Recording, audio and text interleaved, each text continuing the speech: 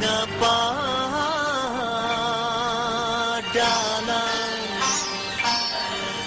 perjalanan cintaku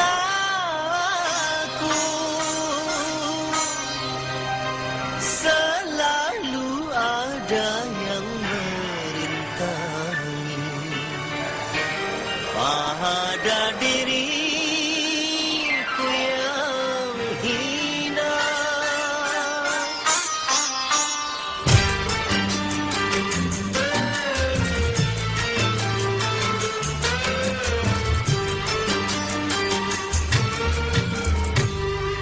Takkan lagi ada satu runcingnya bambu menusuk hatimu, karena aku tak terima engkau dihina.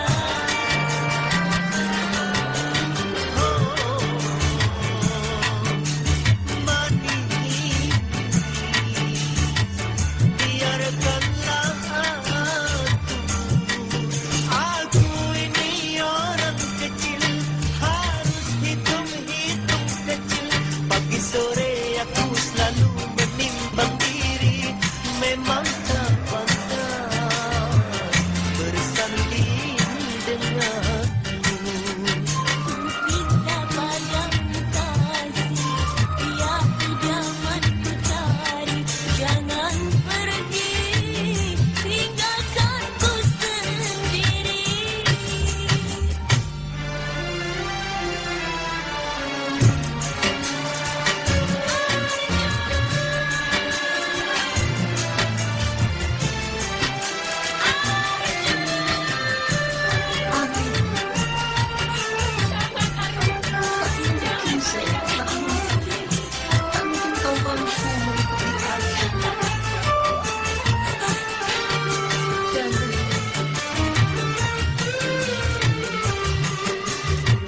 Sekuat tapaku pulang di punggungmu, tak mungkin mampu membuntutimu.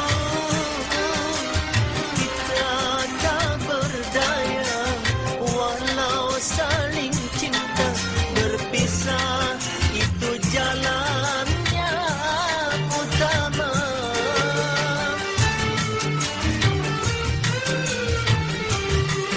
Jubah hitam ini, tongkat panjang ini, menjadi teman sependeritaanmu.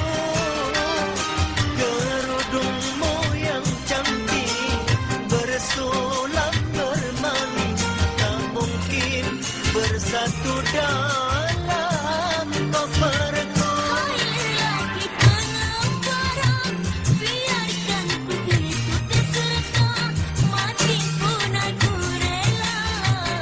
Bagai Ramadan cinta, setia dan sekata, takkan lagi ada satu runcingnya bambu menusuk hatimu.